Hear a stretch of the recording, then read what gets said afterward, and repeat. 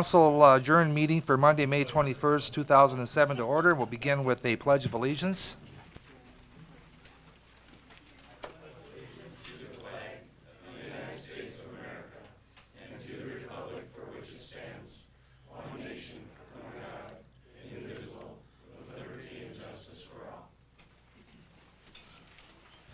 Roll call, Teresa. Arbogast, Here. Garnos, Here. Giselbeck, Here. Heller, Here. Johnson, Here. Meisenheimer, Here. Solberg, Here. Walder, Here. Wilson, Here. York. Here. Thank you. Before I begin, I'd like to welcome Dennis Gall's political science class to our meeting this evening, so welcome. I'd also like to give the council an update in regards to the situation downtown. The environmental services are at the site now as we speak, and according to our intent, why they'll have that hazardous chemicals removed from the building this evening, and hopefully we'll have everything back to normal then by tomorrow morning. So that's where we're at there. So have approval of the minutes of the city council meeting held May the 7th, 2007. Is there a motion? So moved by Alderman Wilson. Is there a second? Seconded by Alderman Solberg. Are there any additions or corrections? If not, all in favor say aye. Aye. Opposed? Motion carried. Item number 2 is the application for transfer of a retail on-off sale malt beverage license from My Place Casino Incorporated, doing business as My Place, to Reese's Entertainment, doing business as My Place, at the same address and legally described location. This is a transfer from the sale of a business.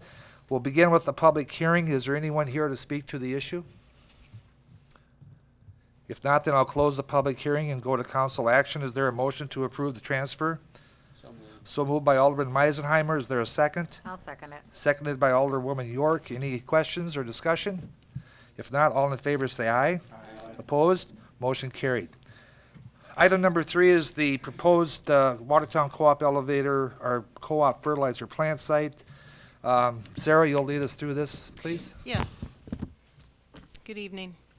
We received a petition for annexation and zoning the end of March from Lake City Dairy. They own approximately 171 and a half acres located in the east half of Section 12, 11653, which is south of 20th Avenue South and east of Lake Pelican.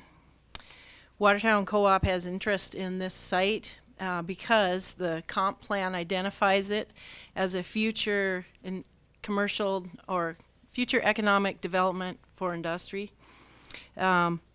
industrial designation, and its proximity to the railroad and good roads existing and in the future. We have annexation action tonight and then public hearing and action on second reading and on the zoning. May I have a motion then for resolution number 07-28 for the annexation? So moved by Alderman Giselbeck. Is there a second? Second. Seconded by Alderman Johnson. Is there any questions or discussion? If not, all in favor say aye. Aye. Opposed? Motion carried. Sarah? Second reading of ordinance 07-13, an ordinance amending zoning district boundaries by establishing zoning designation of I-2 Heavy Industrial District for certain real property annexed into the city. I'll open the public hearing, and Sarah, you'll begin. This is the same site, and this has received Plan Commission recommendation for approval of the I-2 zoning, and the staff recommends approval. Okay, thank you. Is there anyone else that would like to speak in regards to the zoning designation of I-2 Heavy Industrial? Yes, will you come and identify yourself, please? Hi, I'm Edie Nelner. Okay. And I have adjoining property to this site. And I've come to voice my concerns about having a heavy industrial area close to my property. I've lived in this area for 30 plus years, and I'm really kind of concerned about locating this next to my property. I understand the kind of businesses that could come in. You have a list here of 17 or more, and some of them are like automobile wrecking, explosives, junk and salvage company, stockyards, fertilizer or petroleum plants, and there's a lot of more. And I'm just concerned about having this heavy industrial area being so close to my house, which is 35 feet from my living room. My house that's close to my east property line. And I'm not against progress, but I guess I'm just concerned about having this so close to residential areas. And not only that, I'm wondering what effect this will have on the watershed and the shallow aquifer on this property, and being so close to Lake Pelican. This is an inlet for the lake, which has heavy runoff in the spring, and when there are heavy rains, the 20th Avenue has been underwater, and actually when we had the 3-inch plus here this spring, we had water over our road there, and this is all flooded. And I'm just wondering too, if business is moving in there, would they have flooding problems, and what precautions would be put into effect to alleviate these problems? And I guess that's just some of my concerns, and I guess I'd like for you to keep me informed of any updates and building plans that happen in the future. And thanks for hearing me out. Thank you, Mrs. Nelner. Is there anyone else that would like to speak to the issue? You come up and identify yourself, please.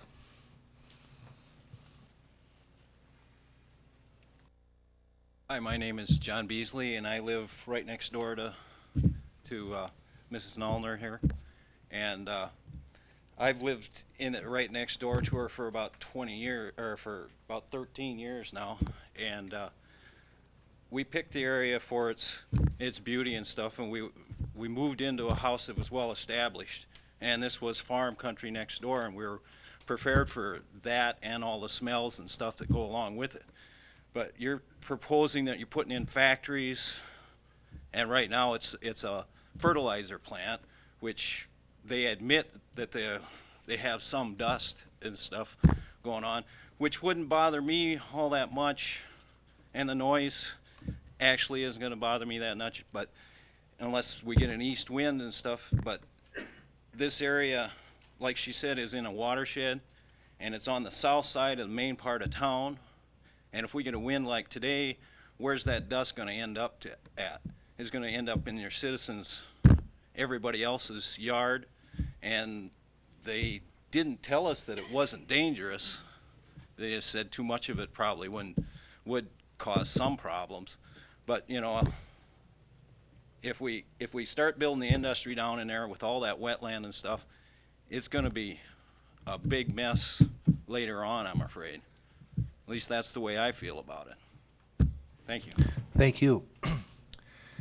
Anyone else in the audience that would like to speak? Yes.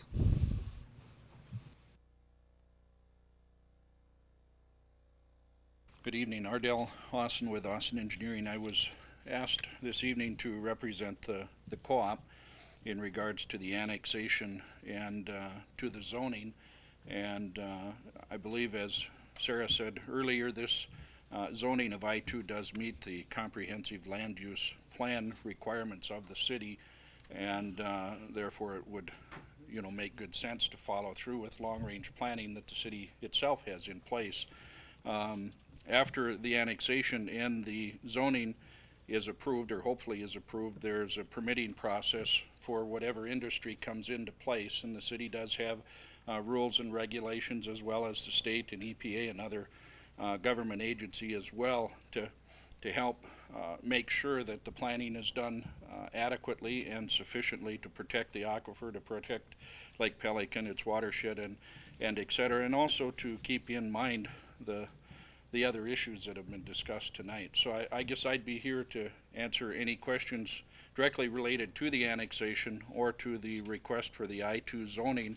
I'd prefer not to discuss too much the actual intent of the land use, because that isn't, I mean, the land isn't even sold at this point, and the plans aren't completely developed, and there'll be a time and a place for that. But I'm happy to answer whatever questions I can. Ardell, would you be so kind as to point out on a map for everybody else that doesn't remember? Isn't that the old landfill adjacent to that? Let's see, over in here, there is some buried stuff, but I don't know if it was a landfill or not. I know the Game Fish and Parks currently own this property over in here, in this corner area, and, well, actually kind of right in here. I know there's holes back in there, and there's a bunch of cattle that were buried and things, I think, from when the rendering plant or the, used to occupy the space where the Dakota Poultry is now. But to say it was a landfill, I can't honestly say for sure. Mr. Heller, for clarification, the landfill was actually located further to the northeast, up by where the rail spur comes through to the ethanol plant. I know when we came in with the rail spur. No, it was right next to her house. It's down, it's further southwest. Let me- It when I isn't pull even up on, here- it here? isn't even on here. Okay. No, it's not even on this Further map. down, yeah. There's more than one then. It would, where the Game and Fish is, There's it's Game and Fish would be right here, it right? goes all that white. Oh, all of this, Yeah, okay, and then okay. right, the white over there that goes down the edge there. Here? That's the start of the landfill. Oh, really? And to the west and to the south. Wow, I didn't know that. I know when we did the rail spur, this spot right here, we encountered part of an old dump site. That's what Herb's referring to, because we ran into some archaeology problems right there. And it created some difficulties, as you might remember. But this piece here is Game Fish and Parks. And then there's two private residences right in this area here. The Noldners and the other gentleman that spoke would be immediately to the west in here. And then this is all currently ag-related property with a center pivot here that Marvin Schwanke and Carol Tesch own. And the rail spur, of course, comes all the way along Lake Pelican and enters the city and crosses Highway 212, right by the elevator in that general area. And that's a piece in question, I guess. Okay. Ardell, I have a question. I've talked to Mrs. Nollner on several occasions. She sure doesn't have a problem with the fertilizer plant. But she was wondering, and I don't know if I'm getting the cart before the horse or whatever, she's more concerned, from what I understand, with the rail spur so close to her home. I believe that's correct, Is yes. that fixable or movable or not? Well, we are asking questions. I visited with people in regards to that, and it's a little tough to get absolute answers from the Burlington Northern until you officially submit a full-blown set of plans. So there are questions being asked as we speak. I haven't got all of the answers to my satisfaction, but I've relayed that information on to the Noldners, and it's still a work in progress, so to speak. And I wished it was easier to get definitive answers quickly. It isn't quite that easy, and it isn't that we're avoiding that. We're trying to get those answers, because one of the things the Noldners have asked is if we could come off this rail line and basically come into the property in an east-west direction, and from a building standpoint that works well, but for Burlington Northern they'd have to pull past the property and back the train in. And in order to get the good discount for the unit train facility, that gets to be a lot of maneuvering in and out. So the quick answer that we've received from the rail contractors is no, they won't approve that. And I said, well, you said that, but I'd like to have that, from BN, because they do currently back into the ethanol plant. And so it's not like they haven't, it's just a question of will they. Now the ethanol plant doesn't get unit trains, so that's they don't get the same rate of delivery as what this fertilizer plant will get. So we're not really directly talking apples to apples, but But again. Ardell, I don't mean to interrupt, but do you have any more reasons why you feel it should be zoned I-2 heavy My industrial? primary reason is, number one, the comprehensive land use map recommends that. Two, the rail is very suitable for this site. Three, the bypass, which will be built in the next few years, will provide the access to 20, 212, and 81, and the infrastructure cost, or the infrastructure will be in place to facilitate something of this magnitude. So we feel it's a very good site, and we realize that there are concerns and environmentally and et cetera. We'll be very mindful of that as the project unfolds, if in fact it does unfold. Okay, thank you. You bet. Yes. Ardell, just a moment, please. When this project was brought before the city council, I do not remember the issue of dust surfacing. Is this going to be a dusty situation?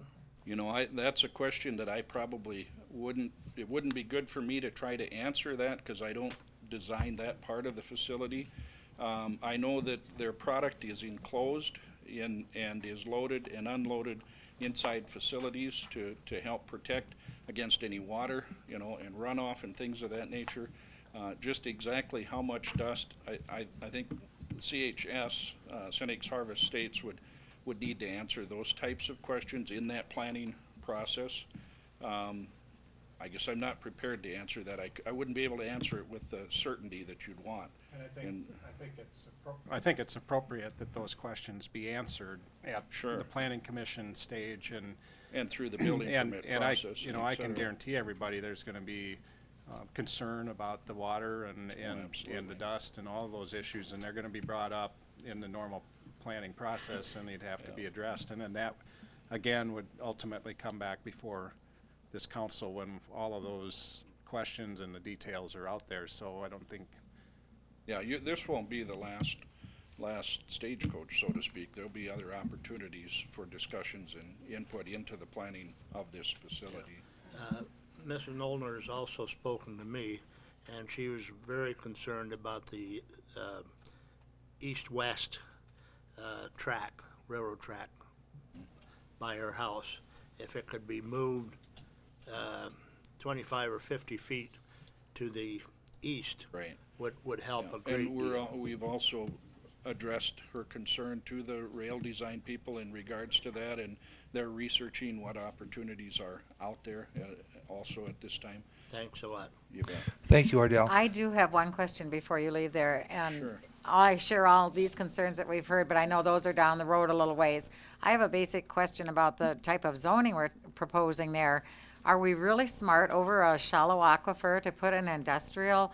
I mean, when we talk about things like junkyards and car lots, demolition type lots where there's going to be oil, I mean, we're concerned about all those things all the time. Why would we purposely do something like that right smack over the top of a shallow aquifer?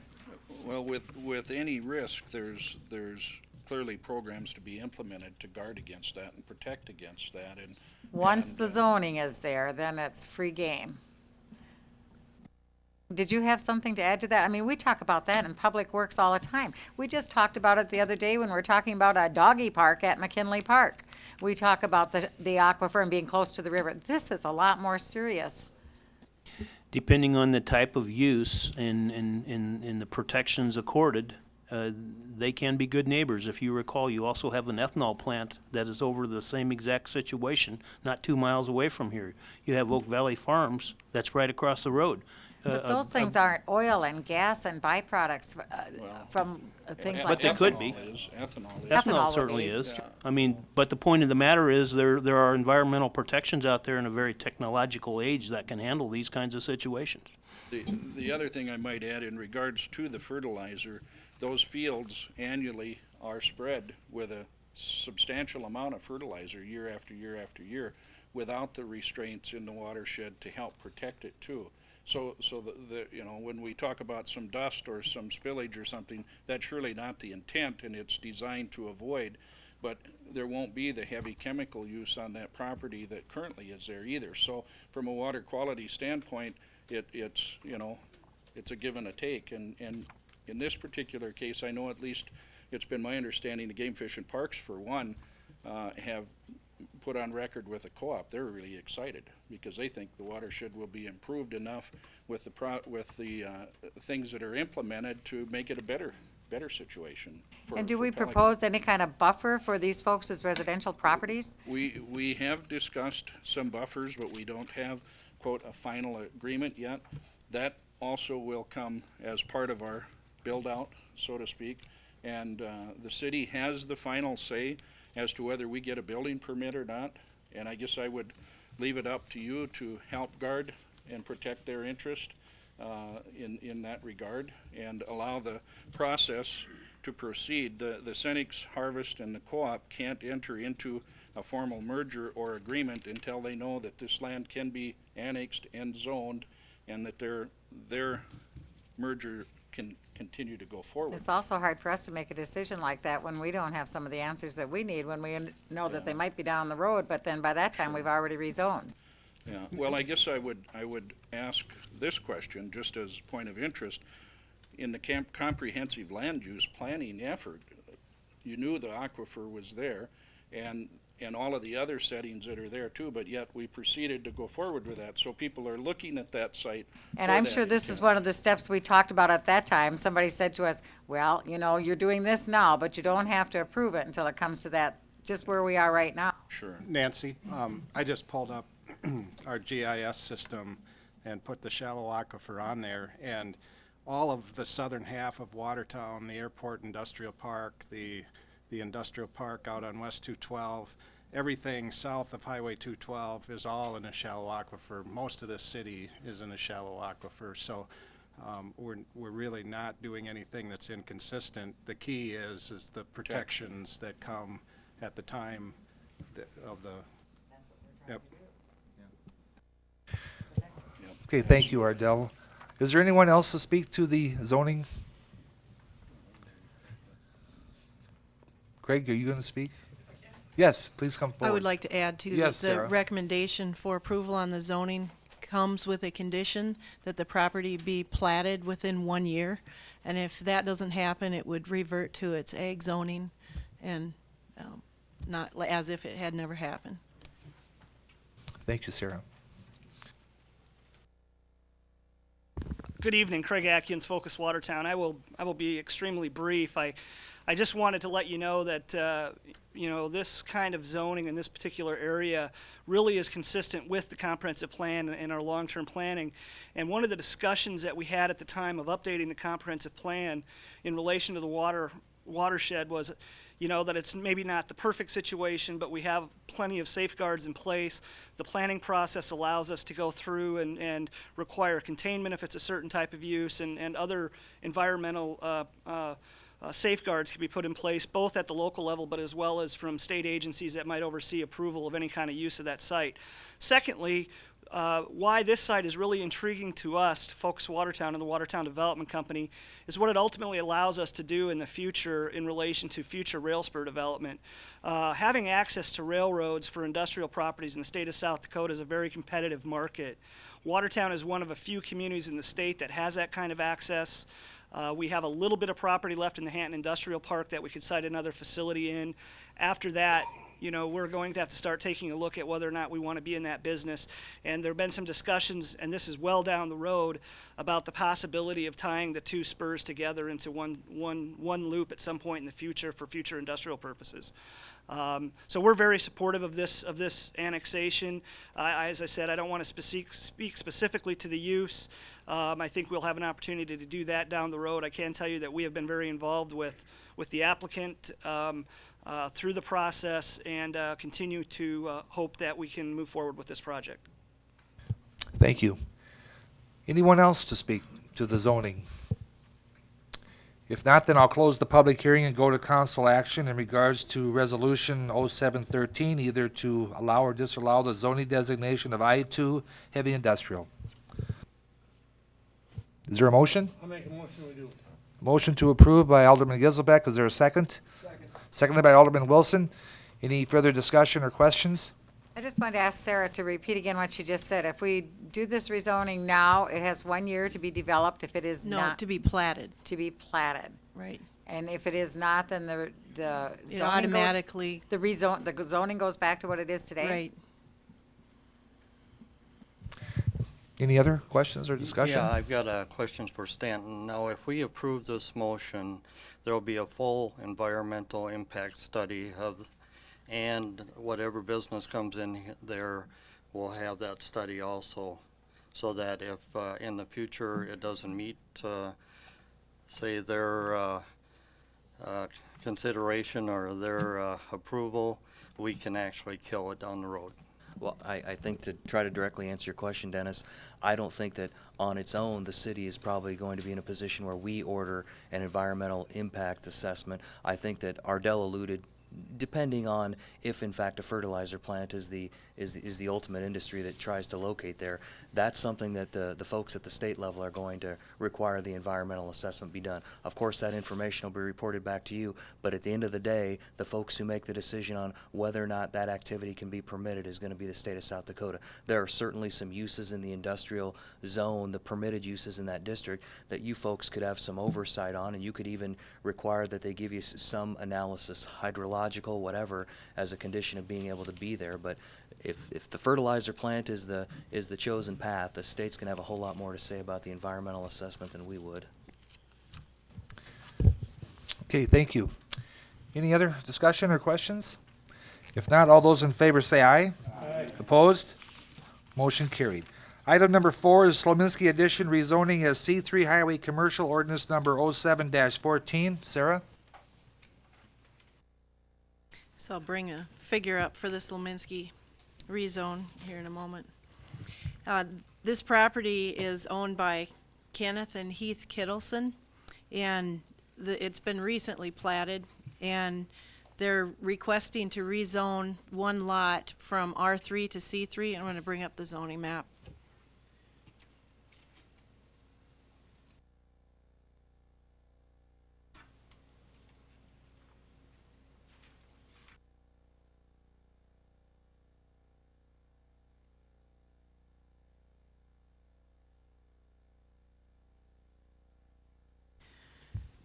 The property is located on the corner of First Avenue North and 19th Street Northeast.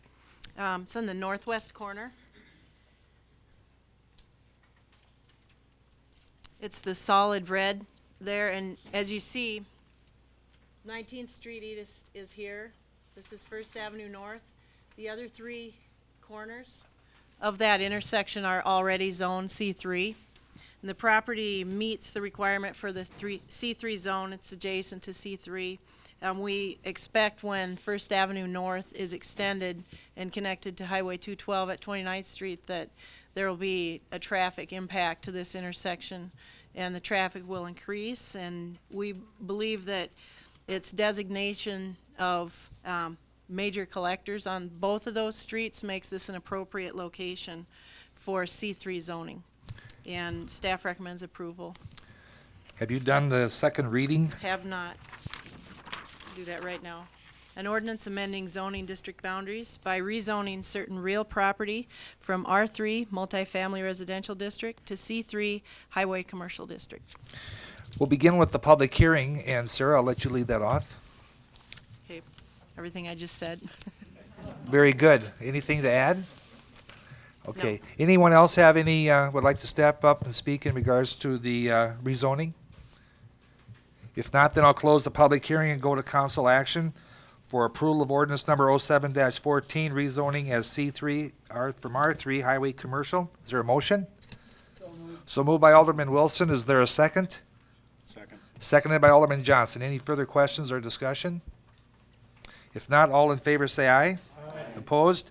Motion carried. Item number 5 is KAK's addition. We'll begin with the annexation, resolution 07-30. And Sarah? I'm going to bring up a vicinity map here. Just take a moment.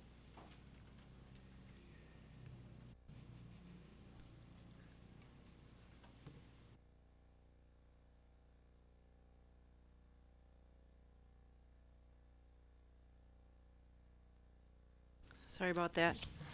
Okay, this property is owned by Steve Horning. He owns land, it's section 3, 11653, north of Lake Pelican. And the annexation covers an area of 157 acres. The zoning second reading and public hearing and action will also take place tonight. They're zoning 46 acres in accordance with the approved master plan with urban designations, and I'll go through that when we get to that. The plat is currently under review, and staff recommends approval of the annexation resolution. Thank you, Sarah. Is there a motion then for the approval of Resolution 07-30? So moved by Alderman Meisenheimer. Is there a second? Seconded by Alderwoman Walder. Any questions or discussion? If not, all in favor say aye. Aye. Opposed? Motion carried. Sarah, number B. Okay, the second reading of ordinance 07-15, an ordinance amending zoning district boundaries by establishing zoning designation of R1 single-family residential district, R2 single-family attached residential district, R3 multifamily residential district, and A1 agricultural district for certain real property annexed into the city in the south half of Section 3, 11653. We'll begin with a public hearing, and we'll let Sarah, you'll begin the public hearing on the zoning. I'm going to bring up a map which shows where those various zoning designations will be. Oop, not that one. Sarah, can you also make comment to the small triangle at the bottom of the map next to Lake Pelican that's been taken off?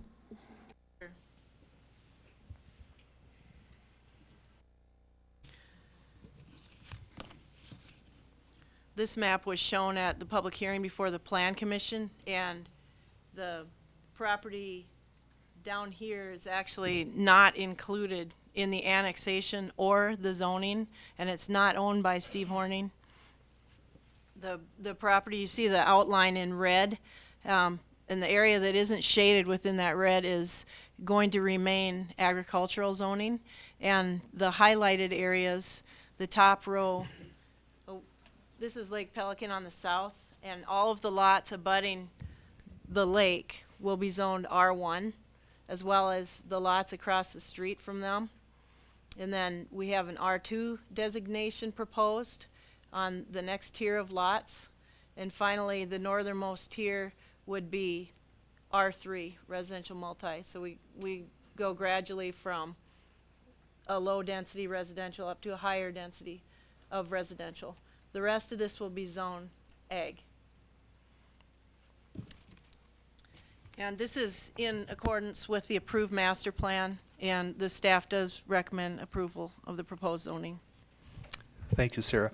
Is there anyone else in the audience that would like to speak to the issue? If not, then I'll close the public hearing and go to... Mayor, you excuse have me. one person. Yes,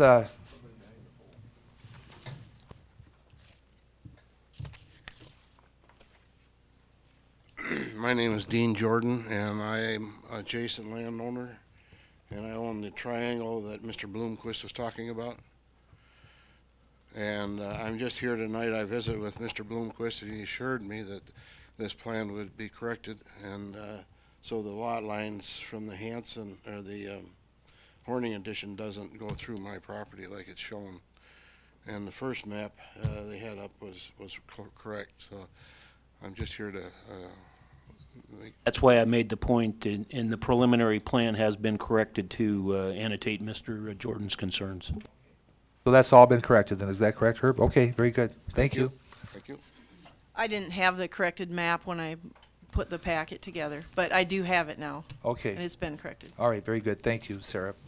Anyone else to speak to the issue?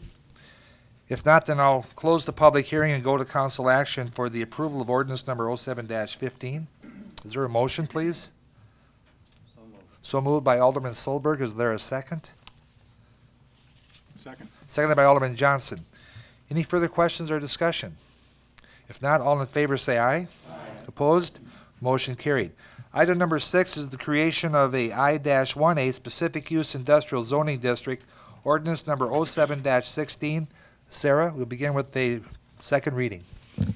An ordinance creating I-1A specific use industrial zoning district and setting forth its purpose, allowable land uses, and area and bulk requirements for primary and accessory structures. Thank you. We will begin with the public hearing in regards to the creation of a I-1A specific use industrial zoning district. Sarah, would you like to begin the public hearing? Yes, I would. Please disregard the ordinance which was included in your packet. I have a refreshed one which I passed out at the beginning of the meeting, and I've shown it up on the screen. The Plan Commission directed the staff to create this zoning designation, which is a hybrid between the light industrial and the highway commercial zones. And we have seen a need in the community for this type of zone. It is basically a light industrial zone, but it's a specific zone. It doesn't have as many uses as the existing light industrial zone does. And I would like to go through briefly in each section and explain a little bit about what this new zone has to offer. First of all, in the introduction of the zone, the purpose is identical to the I-1 light industrial zone. So it is basically a light industrial zone.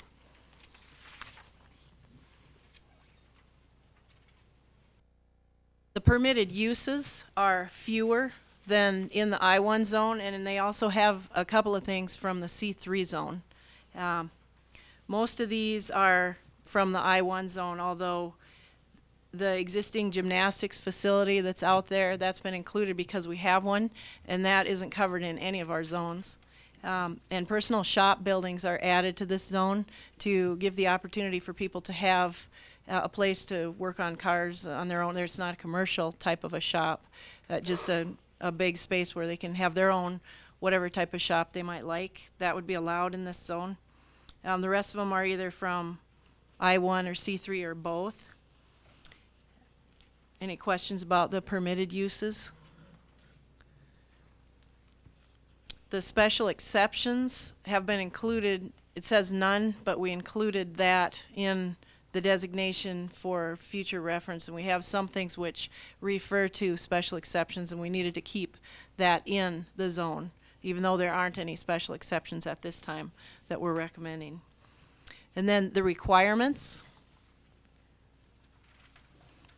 Number 1 is a new requirement. No area shall be eligible as a special use industrial district unless it shall contain at least 5 acres.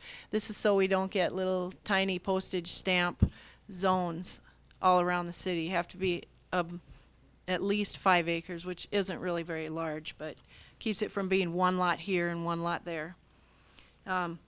Number 2 and 3 are the same as we would have in our other zones. And numbers 4 and 5, outside storage and buildings occupying space, are new things for this zone. You won't see those in other zones. We're saying that outside storage needs to be screened. So they can use outside storage, but it has to be not visible. And buildings may occupy no more than 50% of the surface area of any platted lot, which allows it to maintain some open space. And going down to the height and placement regulations, I've put an excerpt from our existing table for this zone.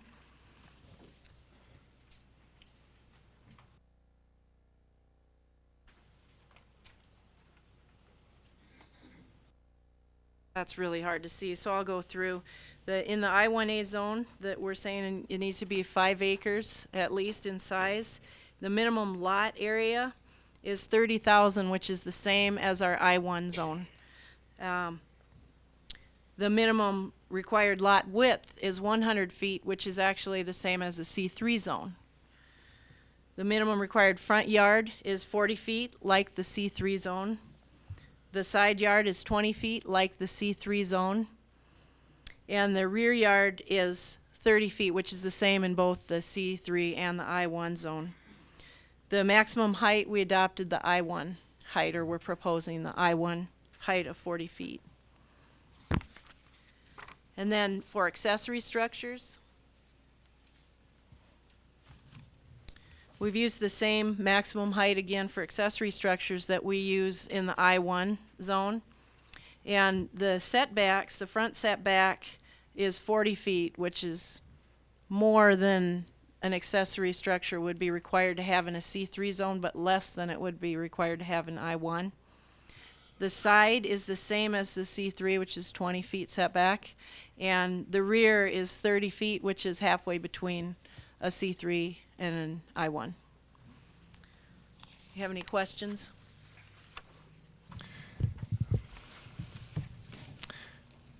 Thank you, Sarah. Anyone else to speak to the issue? If not, then I'll close the public hearing and go to council action. Is there a motion then for the approval of ordinance number 07-16, creation of a I-1A specific use industrial zoning district? So moved. So moved by Alderman Garnos. Is there a second? Seconded by Alderman Solberg. Any questions or discussion? If not, all in favor say aye. Aye. Opposed? Motion carried. Item number 7 is the amendment to Title 5 regulating the building provisions, ordinance number 07-17.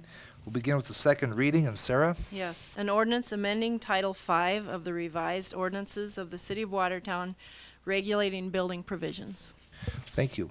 We'll begin with the public hearing, and Sarah, I'll let you begin. Okay, this is basically a clarification of one sentence in the sign code, and one sentence that has to do with how big you can, or how much area you can have overall.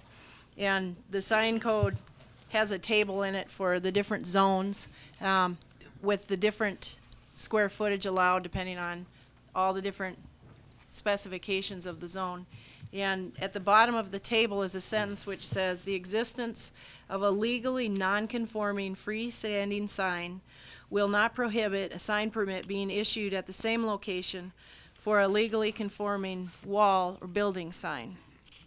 And we're proposing to clarify that, is you might have a case where you have a non-conforming sign that's existing, and its non-conformance is that it's too big. And in that case, we would not want to allow any more signs on the site. And so that's clarified by saying, however, if the square footage allotted to any property or applicant is exceeded for any reason, then the property or applicant is not eligible to make application for variance or special exception for any additional signage. Thank you, Sarah. Is there anyone else in the audience that would like to speak to the issue? If not, then I'll close the public hearing and go to council action. Is there a motion then for the approval of ordinance number 07-17? So moved by Alderman Giselbeck. Is there a second? Second. Seconded by Alderwoman York. Any questions or discussion? If not, all in favor say aye. Aye. Opposed? Motion carried. Item number 8 is the First Avenue North Extension Project. Dave, you'll take us through that, please.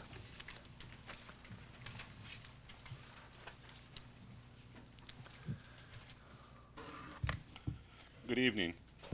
You have before you the proposed resolution of necessity for the street, sanitary sewer, and storm sewer improvements for the First Avenue North extension projects.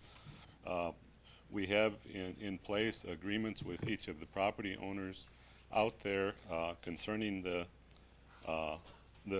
assessment to the property owners, and this just goes through the legal requirements as far as being able to assess those properties in the future. Very good. We'll begin with the public hearing. And Dave, is there anything else you'd like to add to that for the public hearing? No, I don't believe so. Is there anyone else in the audience that'd like to speak to the issue? If not, then I'll close the public hearing and request council action for approval of resolution number 07-32. Is there a motion, please? So moved. So moved by Alderman Solberg and seconded by Alderman Garnos. Any further questions or discussion? If not, all in favor say aye. Aye. Opposed? Motion carried. Item number B, under 8, maintenance agreement with the South Dakota Department of Transportation for Highway 212 intersection. Dave? South Dakota DOT is going to have the contract and let out the contract for upgrading the traffic signals, and also for putting a turning lane on Highway 212, and for putting handicap accessibilities on the corners of Highway 212. This agreement is agreement with South Dakota DOT, where we will maintain those traffic signals in the future. and also the pavement markings in the future. Okay. May I have a motion then for the approval of the maintenance agreement? So moved by Alderman Meisenheimer. Is there a second? Second. Seconded by Alderman Gizelbeck. Any further questions or discussion? If not, all in favor say aye. Opposed? Motion carried. Item number C under 8, the authorization for the mayor to sign the South Dakota Department of Transportation document. Dave?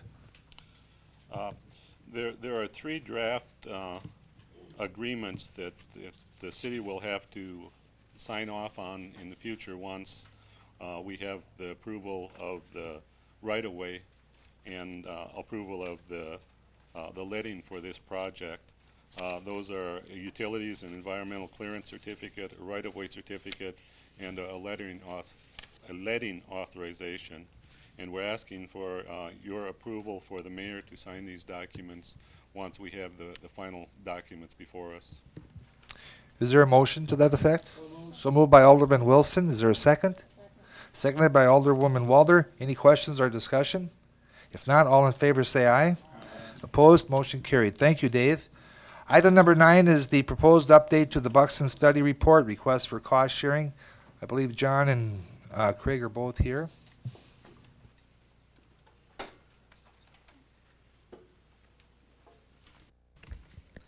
Good evening. Thank you, Mayor Fox and members of our City Council.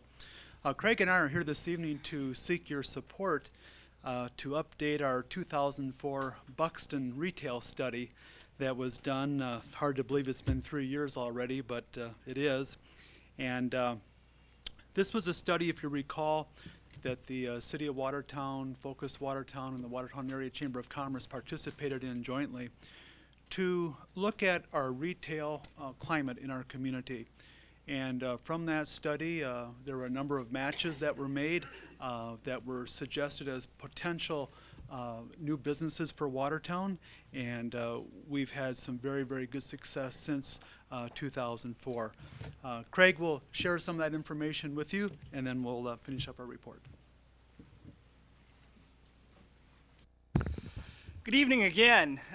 Just to bring you up to speed on some of the successes that we had in the last Buxton study. I recall being in front of you when we did this, and we talked at the time that if we could claim one success out of the study, that we would have felt that the study would have been successful. At the time, if you recall, we spent $60,000 to do the original Buxton study, and that was split 3 ways.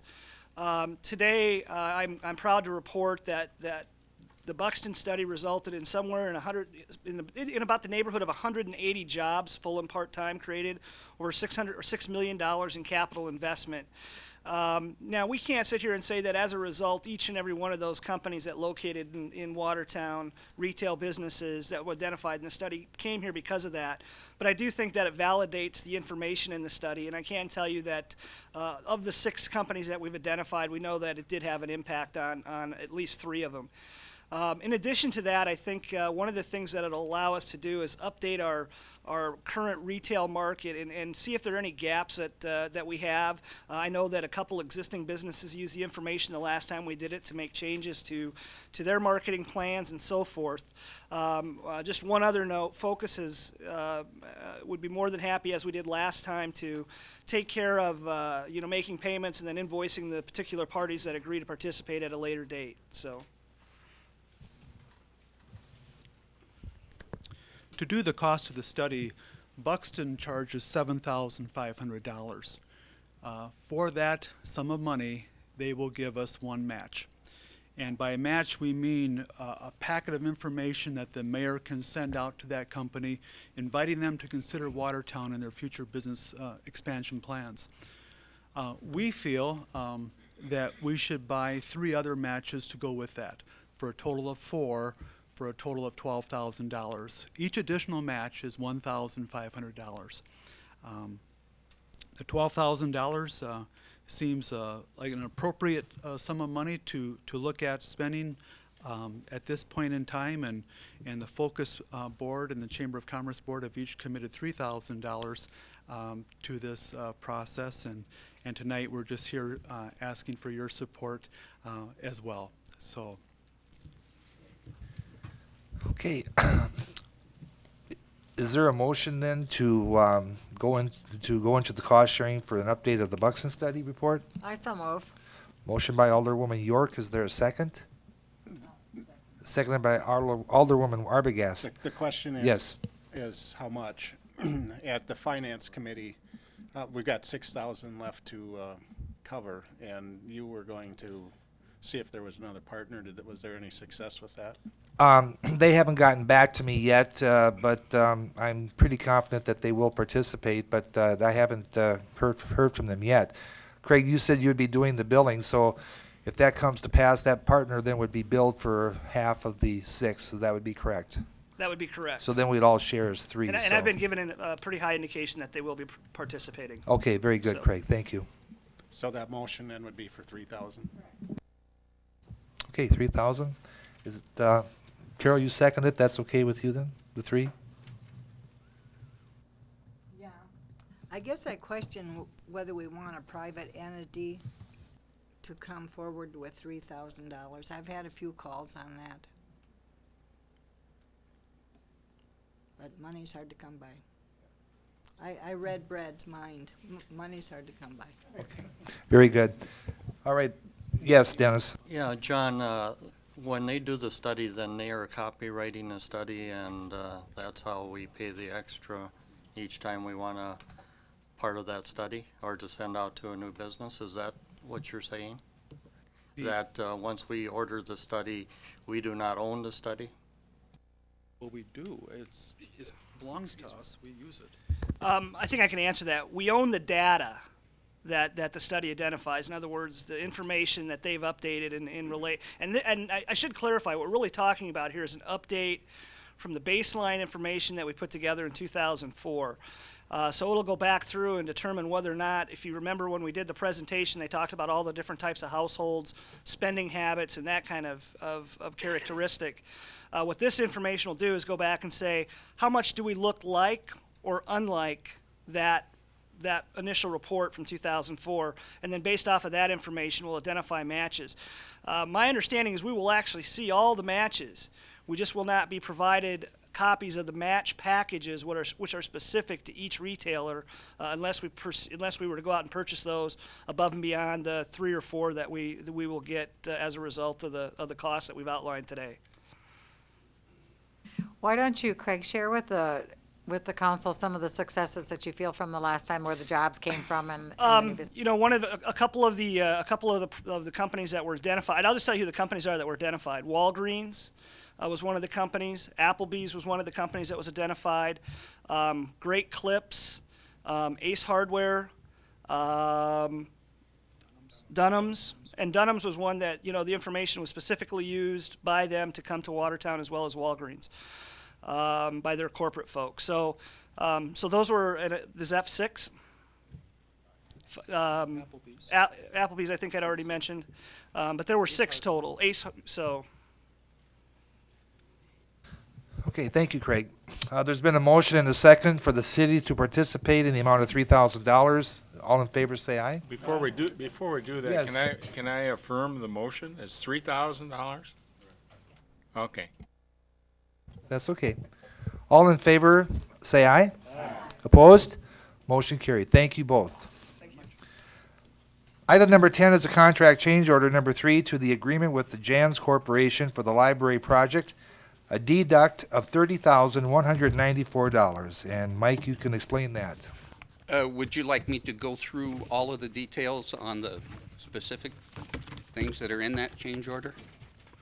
I'm seeing several heads shaking no. Just a general idea of... The general idea is that since the project began, we've had a number of requests for proposals that went out in small amounts.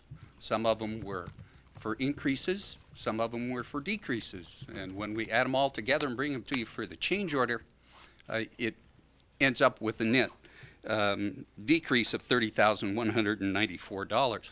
For the general public, just so you understand what this is that the council with this action is actually approving a change in the contract. Up until this point in time, we have been dealing with the contractor, and they're saying, okay, this needs to be changed, and we're saying, yes, this needs to be changed, and this is how much it costs. Now is when the contract is actually changed. Fair enough? Okay, thank you, Mike. Is there a motion then for the approval of contract change order number 3? So moved by Alderwoman Walder. Is there a second?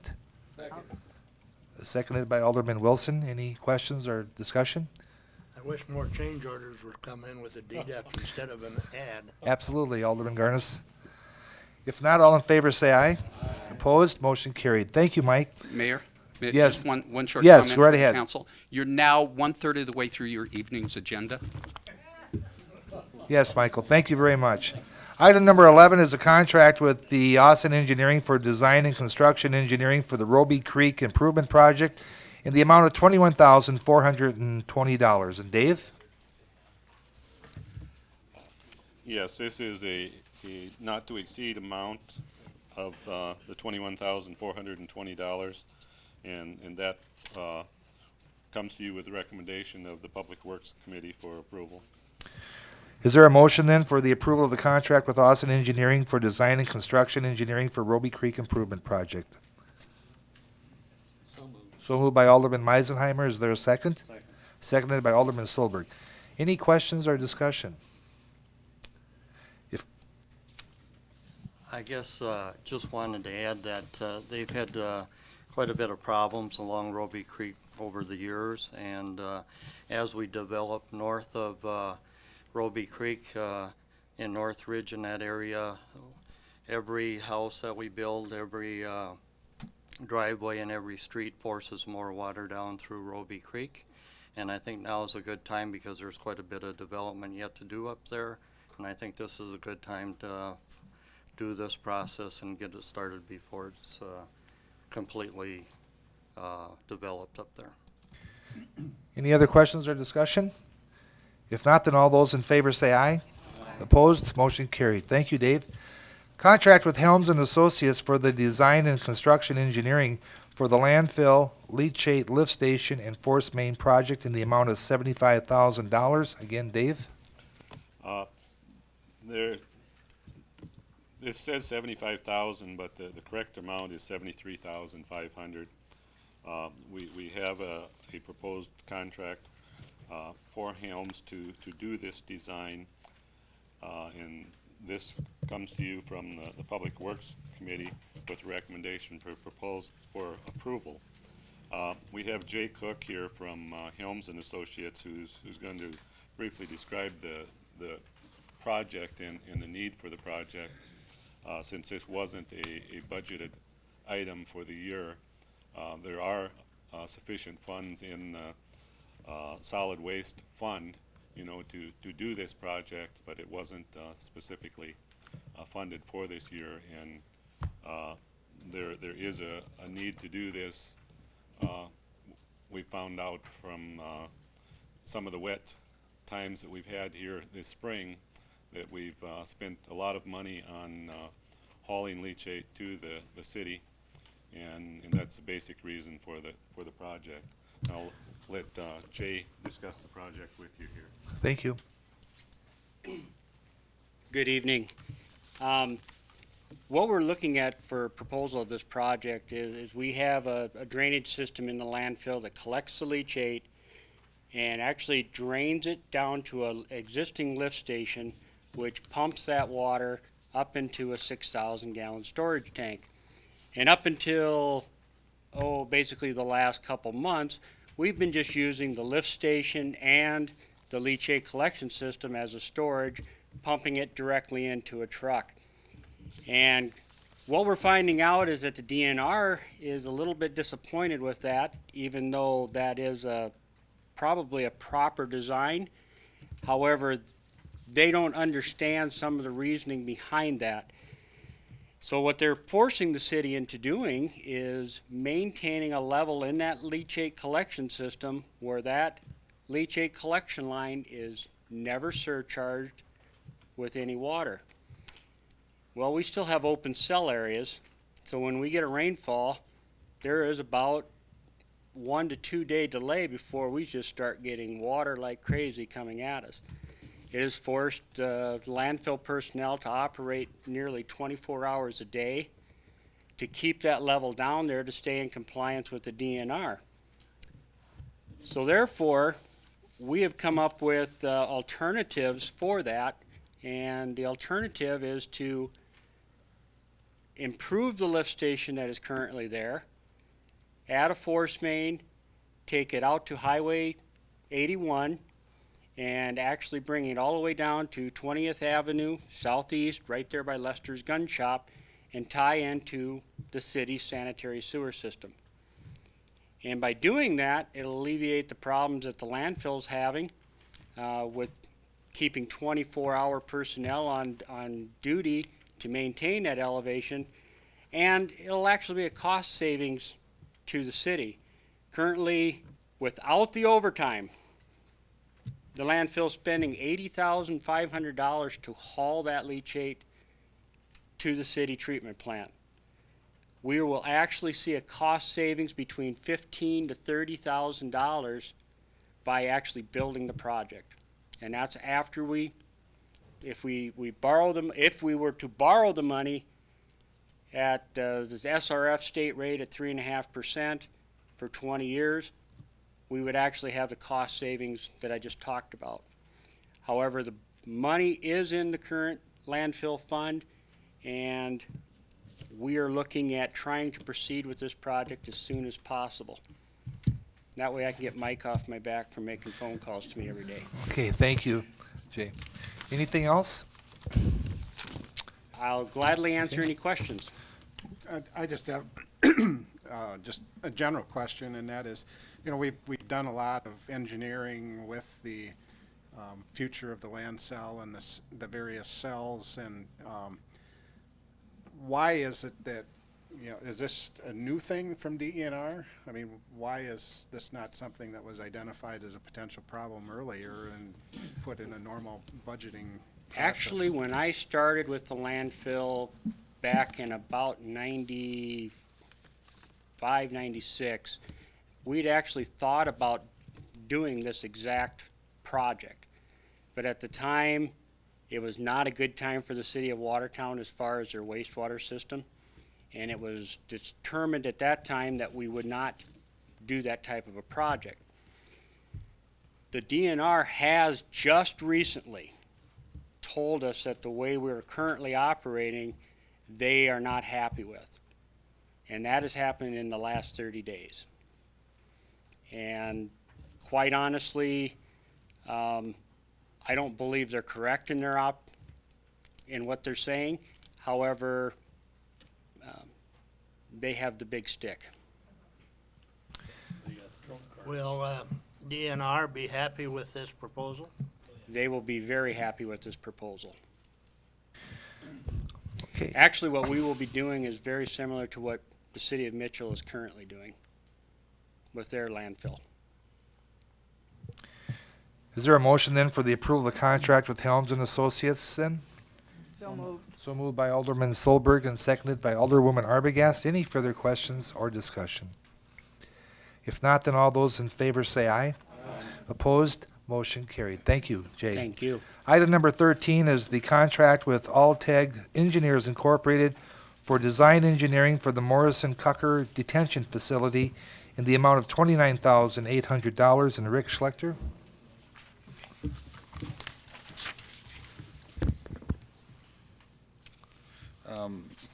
If you'll just give me a moment, I see some of the figures that I had up previously, just somewhere. They're here. If you'll give me just a second to grab them.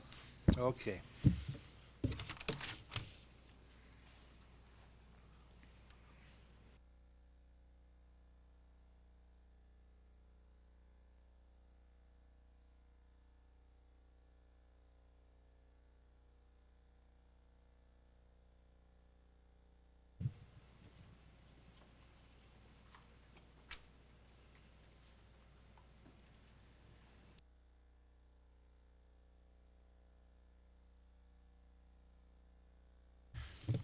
Just this evening, you took action on Cax Lakeside Edition.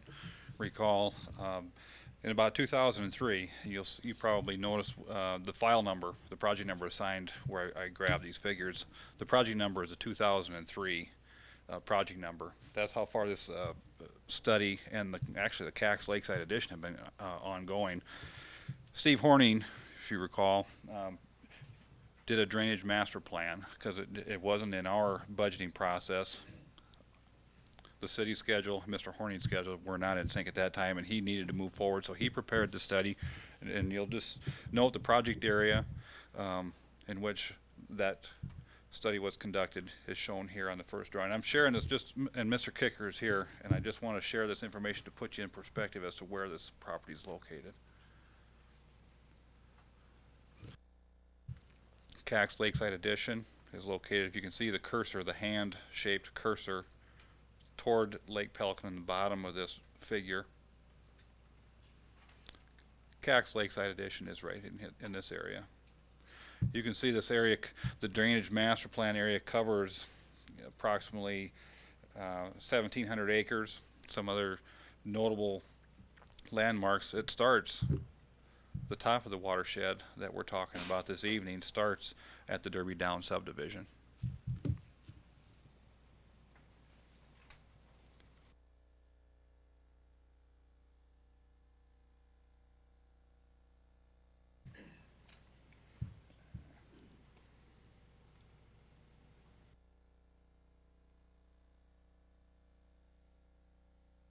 This figure indicates the major components that were suggested and recommended by Ulteg engineers as a solution under the fully developed watershed condition. What we're talking about this very evening is this area in green. Those are actually contour lines of a conceptual design for a detention facility located where the cursor is right now is 4th Avenue South. Okay, and while we're talking about it, you can see there's a major, significant drainage here of 103 acres going north to south and another 72 acres. And it all comes right through Mr. Kicker's property. And again, Mr. Gary Kicker is here to join us in this discussion.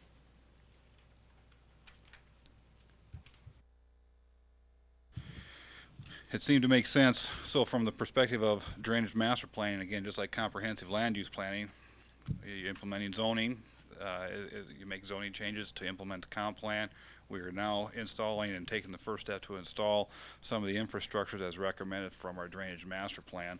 Ulteg engineers out of Sioux Falls did the master planning effort for us in 2003. It makes sense to us to ask them to solicit, or we have solicited from them, their proposal to create a design level, no longer a conceptual level, a design level set of plans coordinating the two objectives, the city's objective for stormwater management of that 200 acres, or approximately 200 acres, as well as how can we combine that and still have some usable property, a lot of usable property for the Kicker family, so that they can we have the multiple uses, both the family and the stormwater management. Included in your packet was the proposal and the understandings from Ulteg engineers. The contract there, the contract amount you probably would have noticed is $29,800 as proposed by Ulteg engineers. This comes to you with the recommendation of the Public Works Committee in their May 8th meeting. The funds are available in our current 2007 budget in our drainage master planning and miscellaneous storm sewer project line items. With that, I'd ask for the authorization for the mayor to sign and enter into agreement on behalf of the city for this work. Is there a motion to that effect? I would so move. So moved by Alderwoman York. Is there a second? Seconded by Alderman Wilson. Any questions or discussion? If not, all in favor say aye. Aye. Opposed? Motion carried. Item number 14 is discussion on Item number 14 is discussion on non-residential connection to the sanitary sewer system. Mike Berger. Thank you. I'll start by giving kind of an overview. In 2005, when we received a request for outside city limit sewer service from a commercial property, that property was located east of I-29. We developed a written policy to allow that particular property to have sewer service based in part on the idea that the public sewer that serviced that area was built with economic grant development funds. And that property was also willing to pay additional fees and to voluntarily annex once it became contiguous with city limits. The basis for the additional fees was that we did not want a property outside city limits to have an unfair advantage over a property located within city limits, and we did not want to remove the incentive for annexation. In summary, the policy adopted by the council in 2005 states that sanitary sewer service will not normally be provided to homes and establishments located outside city limits, but exceptions could be granted by the city council. Once the exception is granted, the policy requires the following fee structure. There's a tapping fee, which normally would run $100 to $200. It's the cost of physically tapping the public sewer and the service fee applied by municipal utilities for building services, and a sewer assessment fee. The sewer assessment fee is the dollar per foot assessment established by resolution, and then the policy also provides for a semi-annual fee equal to the amount the property would have paid in property tax had it been located inside the city limits, and that fee is for all properties of all type, commercial and or residential. And then finally, there's also a fee for commercial property, and this is a fee that's required to be paid monthly, which is equal to the amount that the property would have paid in sales tax if it had been located within city limits. To date, no property outside city limits has been hooked to the sanitary sewer. In the past, we have declined a request from a home along the west side of 139. More recently, declined a request from a residence along 4th Avenue. And then back when we developed the policy, the council did grant an exception to this commercial property who subsequently chose not to move forward with their request to hook to the public sewer. And I would just point out that we do not provide garbage service outside city limits as well. Recently, the staff did poll other South Dakota communities when this request was made to kind of see where they are with their policies, to see if their positions have changed. Currently, the city of Pierre states that properties must be inside city limits to hook to their sewer system, since it's an incentive to annexation. Sioux Falls states policy states that properties, if they're located out in the county, may not be hooked to the public sewer, but they do still would consider requests before the Public Works Department. Huron has made 2 exceptions. They've allowed a children's home and a sanitary district, and the district, of course, was assessed a higher fee structure as well. And if they did get a request at this point, it would go before their city council. Rapid City has hooked up a few residences and has also hooked up a sanitary district. Aberdeen, their ordinance prohibits outside city limit connections, but they're considering allowing a trailer court here in the near future, and they would require a waiver of protest of annexation and increased fees as well. So at the May 8th Public Works Committee, it was moved to allow this present request to come before you tonight, and also the staff was directed to consider other fee structures. So I guess the first question tonight would be whether or not to allow an unprecedented connection to the public sewer of a property located out city limits, and then the second question would be whether to adhere to and apply the fee structure provided for in the policy adopted by the City Council in 2005, or perhaps to amend that policy to provide for some other type of a fee structure. And I guess with that, if Gary would like to comment on his request at all. Yeah, Gary Kicker. Yeah, this started, we're asking to be connected to the city sewer on 4th Avenue, not as a convenience, simply because it's a low-lying area. And with the drainage issues we're having, we're working with these other gentlemen on, it just seems advantageous for everyone. Because of the drainage and all that sewage, if you will, heading south, right down to Horning's property down there, it just makes a lot of sense to hook into it there, because we'd have to run a septic west, and that would go right through the low-lying area.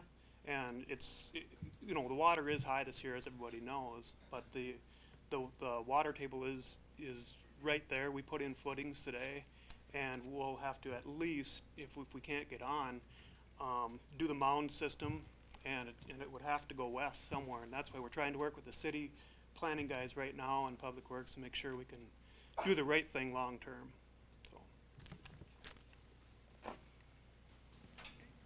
Is there any way, he can't annex, can he, where he's at? He's not contiguous. Right. I think what we would probably would suggest that if his request would be granted, that he would also voluntarily annex in the future should his property become contiguous with the city limits, which was the case the last time an exception was granted. I mean, to me, it seems logical. I mean, we've had a lot of discussion with, development on Lake Pelican and the septics in the shallow aquifer. Our approach has been to kind of discourage septics and stuff over that area. If the appropriate fees to create equality here are acceptable, I would be against it. Let me give you an idea of fees. I did some calculations based on what I could find out in terms of the applicant's building permit for his structure and his current land values. If you applied the fee in lieu of taxes, which is the difference between the city's and the county's property tax, cities being a higher mill rate than the county's, the difference would be approximately $636 annually, or about $53 per month. In addition, our normal monthly sewer fee is $18 per month per residence. Mike described the hookup fees. There's this particular sewer line is also tied into the Lake Compesca line, so there's a sewer assessment of $1,721 that's tied to also hooking into that, and then he would also have the additional expense of getting his private sewer line to our line, which is on the south side of 4th Avenue. That's the current policy. Did I miss anything, Mike? No, and I think one thing I did not mention is that the current fee structure and the current policy states you'd pay those fees plus the usual or sewer fee for that class of user, whether it's industrial, commercial, or residential. And of course, residential we know is $18 a month. We spent quite a bit of time at Public Works on this the other morning, and I think we kind of went through all the options, and he's really pretty limited. Plus, he has what is the term, a right to build permit, is that correct? What was the term we used in Public Works the other day? He's got a building right based on the lot. A building right, Yeah. based on the lot. And he really, he's been very cooperative. There just really isn't any other way that he can do it. So I'm gonna go ahead and make the motion that we approve his request. Okay, there's been a motion to approve the connection to the city sanitary sewer by Alderwoman York and seconded by Alderman Giselbeck. Any further questions or discussion? The only discussion would be according to Mike's comments, that this would be almost precedent setting. Is that correct? Other than you have one commercial facility that you allowed to, but they did not connect. Right. The city council granted the exception to a commercial entity just east of I-29 that was not contiguous, with the understanding that they would voluntarily annex, pay the fees as called out in the policy, and they were commercial, so it included the fees in lieu of sales tax, and yes, Yeah, and then they subsequently did not hook up. Yep, I understand that, and I understand the dilemma that the young man is in. The only thing that I would say, is that the fact that I don't know how many additional precedents you want to have to come before you. That's my only concern. I have no problem with what everybody has said. I'm just throwing that out there as a flag. And, since Watertown is a growing, evolving city, maybe it's time that we re-look, because I don't know how long these ordinances have been here, and it might just be an opportunity then to go back and say, okay, we've had this policy, it's done us well, should we continue it, or are there reasons we need to do something different? Excuse me. Council, I had to add one additional recommendation if you're still so inclined, and you've got a motion and a second to approve the special exception. That would be that you also require the voluntary annexation at the point in time the property's contiguous. And if at that point in time, this landowner or whoever a future landowner might be refused to annex based on that voluntary annexation, that you apply come up with some sort of additional penalty. The point I'm trying to make is that we create a fair and equal playing field out here, and what you're in essence doing if you approve this exception is you're allowing someone to have city services without the luxury of actually being in the city. So you certainly want to make it conducive for that applicant to want to annex when the city gets to them. I would assure Mr. Wilson that the precedence that this sets was one of the big points of our discussion the other morning, and we realize we are, but we may have to treat more and more of those on a come basis but this is, you can see all the exceptions in this case. And I would add that to my motion, that when annexation is a feasible concept, that he gives us a letter of assurance or whatever determination the city attorney, I know the city attorney hates that word, letter of assurance, but whatever we come up with. And I'm wondering if I could make a suggestion to that. Certainly. What I presume is going to be an amended motion.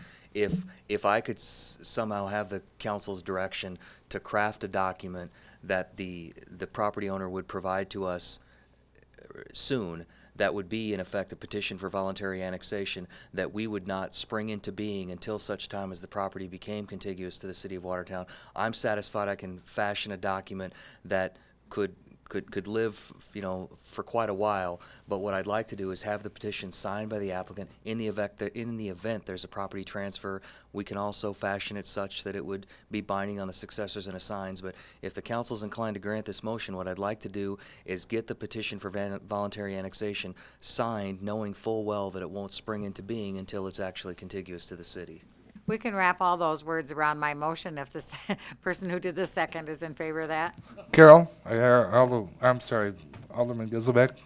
Are you okay with that? Okay, you are. Okay, there's been a motion and a second. Any further questions or discussion? Yeah, I can remember when we discussed this forever and ever and ever, and we've always held to the point of no exceptions. And I was against that commercial thing that they tried to do last year or whatever it was, 2 years ago.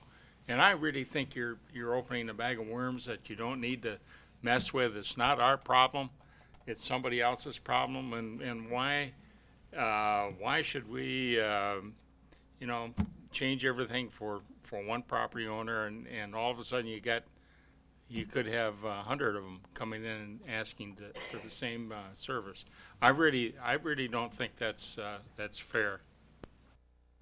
If I could, Yes. If I could, I think the differences on this piece of property, and where there won't be hundreds of people coming in, is if you look on the map that Rick had up, from Derby Downs past us, all the way to Pelican, in a 5-acre lot that we own, that you can build on.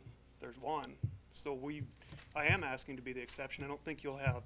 Well, I think there's all kinds of 5-acre lots all the way around the city. But they have not been owned since prior to 1972 to be built on. Well, is the difference. I'm sorry, sir. I really don't think we need to open that can of worms. Thank you. Okay. I have a question. Yes. How far is this property from the city limits? Oh, it's on 4th Avenue. My guess about a half a mile, if that much. 600 feet, because the gravel road on the east side of Clyde Morrison's going to Derby Downs is east of their city limits, I believe. Yeah. Is that right, Rick? I believe it is. While he's getting the picture up, just to comment that commercial property that never came to be, I think was just a few feet, relatively few feet from city limits, and that was one of the considerations. And I think that should probably be a major deciding point. I think it at least deserves discussion as to one of the reasons why you would move to make such an exception or a change to the current policy. We do want to promote smart growth, contiguous and concentric growth to our community. We don't want to be chasing things, developments in our joint jurisdiction area. We don't want to be chasing those things down with sanitary sewer. Sanitary sewer should actually be one of the things that leads development, not vice versa.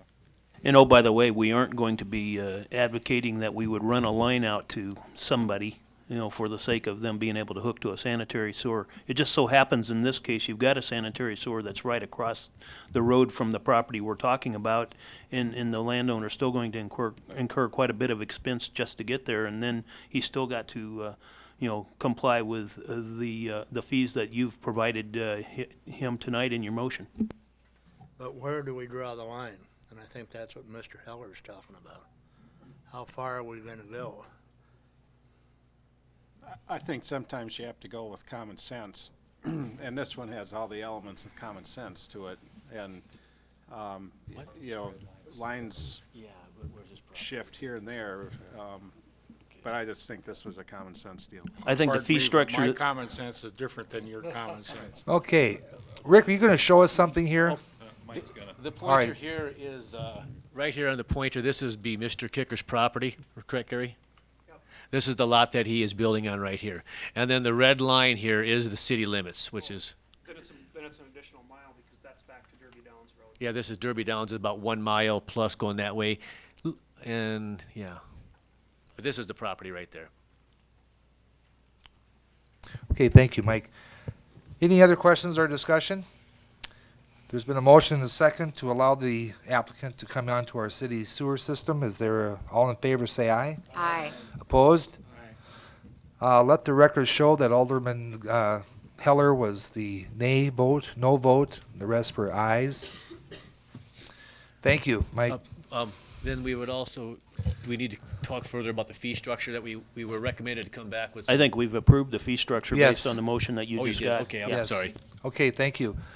Item number 15 is the authorization to request proposals from the airport consulting firms for future airport improvement projects. Eric? Good evening.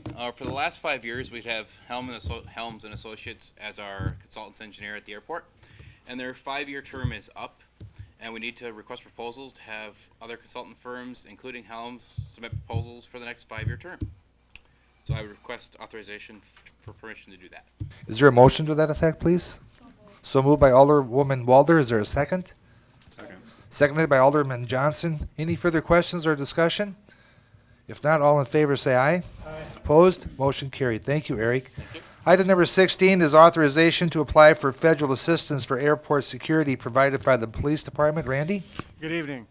I'm here to request council authorization to, I guess it would be reapply for federal assistance for airport security provided by the police department, basically to get reimbursed for our time that we spend out there providing security. Okay, thank you, Randy. Is there a motion to that effect, please? So moved by Alderman Giselbeck, and there's a second by Alderman Solberg. Any questions or discussion? If not, all in favor say aye.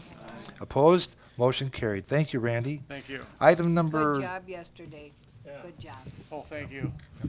Item number 17 is authorization to apply for federal assistance under the state's Highway Safety Grant Program. And Randy, again? This would be a continuation of what you're probably all familiar with. Currently, it's the highway safety. It starts with you, or currently it's you drink, you drive, you lose, and stay alive after 5. Into the next fiscal year, if this is approved and we receive the grant funding, it will be entitled Highway Safety, It Starts With You, and DUI Enforcement, It Saves Lives. And these are programs that are currently in place and working very well for us, and I would like authorization to reapply for funding. The funding is federal funding, but it's dispersed through the Office of Highway Safety. Is there a motion to that effect, please? Motion to apply for the grant. Motion by Alderwoman York to apply for the grants. Is there a second? Seconded by Alderwoman Walder. Any questions or discussion? If not, all in favor say aye. Opposed? Motion carried. Thank you, Randy. Thank you. Item number 18 is authorization to issue payment for the airport equipment repair contract to Cy and Mike's in the amount of $21,757.50. And Eric? Okay, good evening. This request is just to issue a special check for Cyan Mike's with all the money they have invested in our blower engine. They would request that they get paid before the 10th of next month, and this is the request just to have you guys authorize that special check. And that came with a recommendation from the Finance Committee, so if I could have a motion to that effect, please. So moved by Alderman Solberg and seconded by Alderwoman Walder. Any questions or discussion? If not, all in favor say aye.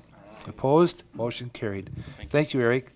Item number 19 is the authorization to issue payment for City Hall remodeling project to Creststone Builders in the amount of $4,732. And Rick? Yeah, thank you, Mayor. I don't know if this issue was actually taken up by a committee, the Finance Committee. I did not attend it. I had the pleasure of watching Stanton in action on that same day, so I missed the Finance Committee. But what happened here is Creststone Builders submitted their pay request in a timely fashion, and it didn't make didn't make it to the finance office. And again, this amount requires, in Tracy's opinion, council approval. That's why he didn't feel comfortable moving forward on a special check. But this would be an authorization from the city council to cut that special check to Creststone Builders for their work. Yeah, it just got misplaced is my Yeah, understanding, so. exactly. Is there a motion then to allow the payment of the bill from Crestone Builders? So moved. So moved by Alderwoman Arbogast. Is there a second? Seconded by Alderman Meisenheimer. Any questions or discussion? If not, all in favor say aye. Opposed? Motion carried. Thank you, Rick. Item number 20 is the acceptance of the deed from Albin Stromseth for the drainage easement property northeast of the event center in exchange for credit against future storm sewer improvement assessments. Stanton? Thank you, Mayor. As the council knows, for some months we've been negotiating with Albin with regard to the land that's identified in the agenda as the drainage easement property. You've heard me commonly refer to it and affectionately as the Mosquito Pond. It's located just north of the event center, and it's identified as a surface drainage easement on the recorded plat. And in exchange for Mr. Stromseth conveying a drainage easement to the city north of the Mosquito Pond, as well as conveying by warranty deed the Mosquito Pond, we've agreed that that is sufficient consideration to give Mr. Stromseth a credit off the storm sewer assessment in the amount of $11,000 for his property. So he is paid for and provided us a commitment policy from the title company showing that he can pass clear title to the Mosquito Pond by warranty deed. So we have that assurance, and we just wanted the minutes of the council meeting to reflect clearly that when we levy that assessment in the future for the storm sewer project that's going to go on north of his property there, that he will be entitled to that $11,000 credit as consideration for conveying this warranty deed as well as the drainage easement. Thank you, Stan. Is there a motion then to approve that? So moved by Alderman Solberg. Is there a second? Seconded by Alderman Garnos. Any questions or discussion? If not, all in favor say aye. Opposed? Motion carried. Item number 21 is the approval to disperse funds for an urban renewal revolving fund loan to Pond's Bakery in the amount of $6,000. The purpose of the loan would be to repair their roof. And could we have a motion then to allow this disbursement of this loan? So moved by Alderman Garnos. Is there a second? Seconded by Alderwoman Walder. Any questions or discussion? If not, all in favor say aye. Opposed? Motion carried. Item number 22 is the authorization to sell at public auction a framed Terry Redlin Legacy Canvas Limited Edition print entitled Evening with Friends, donated by the Redlin Arts Center for the benefit of the Police Department K-9 program. Randy?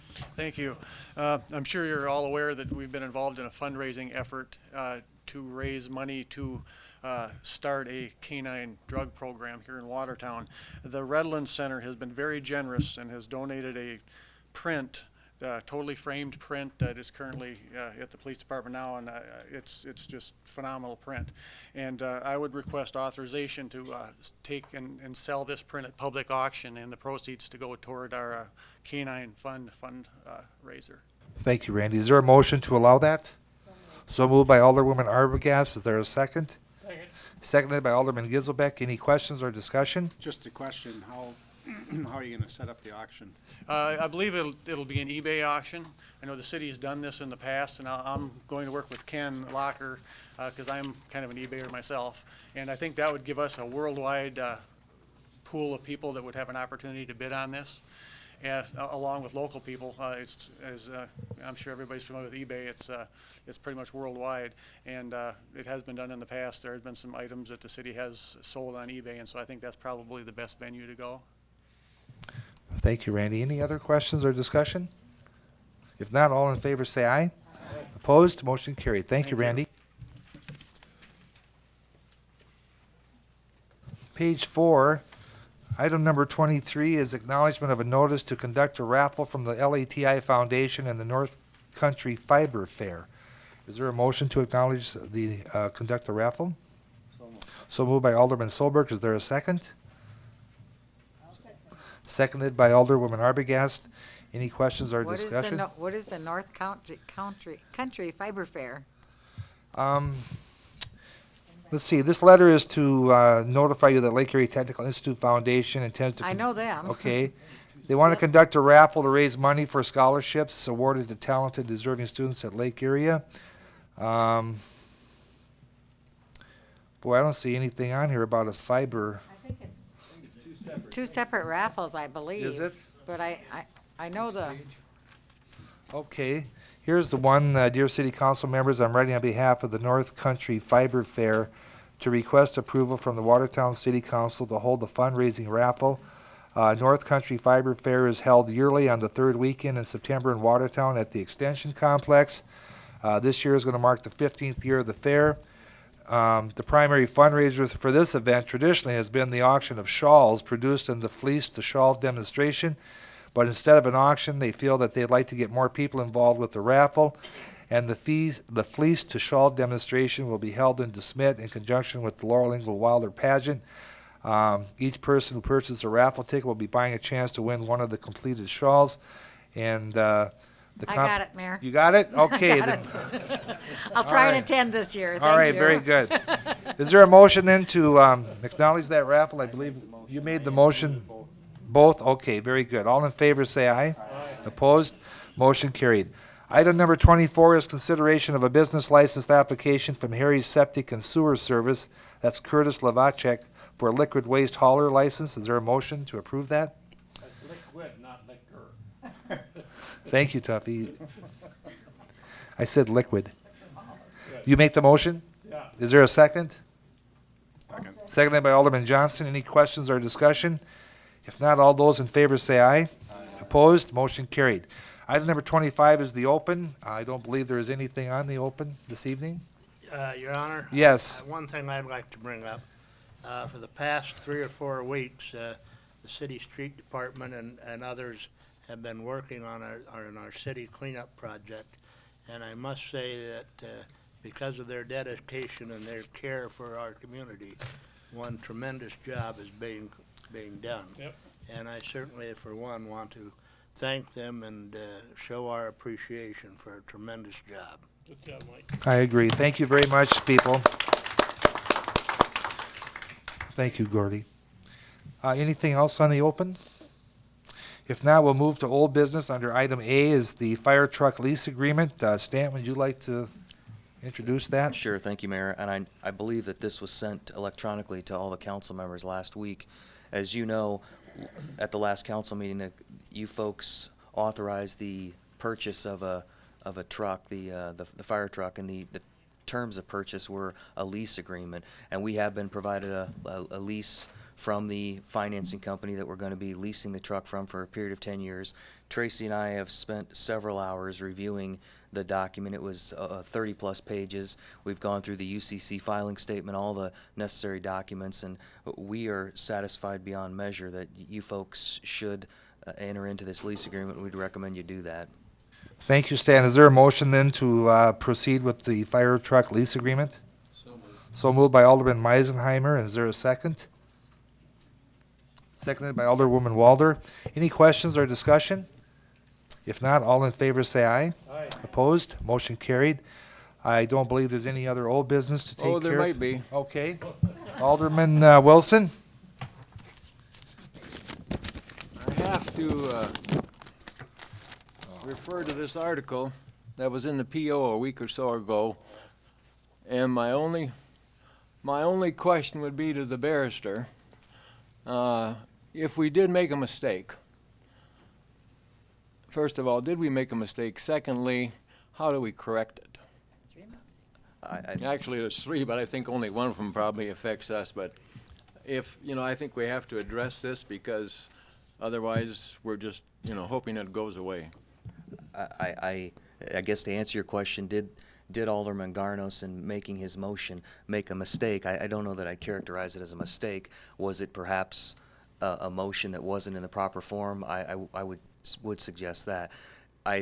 In my experience, the 11 years I've been doing this, typically a tabling motion is used by way of procedure. If there's someone in the audience who needs to catch a plane by 8 o'clock and it's now 8:45, and we know that when the meeting starts at 7, I think that whatever item the mayor is on, the typical way a tabling motion is used to, if it's getting close to needing to pre-screen, the mayor can say, this person needs to get out of here. I'd like a motion to table whatever we're talking about so we can take up this business immediately and get that person on the road. That's typically the purpose of a tabling motion. So as I listened to the dialogue, and I wasn't asked for my opinion from a parliamentary standpoint whether the motion was in or out of order, I thought that the purpose of the motion was more akin to trying to squelch discussion, to stop discussion from continuing, and that is not a proper form under Robert's Rules of Order to use a tabling motion.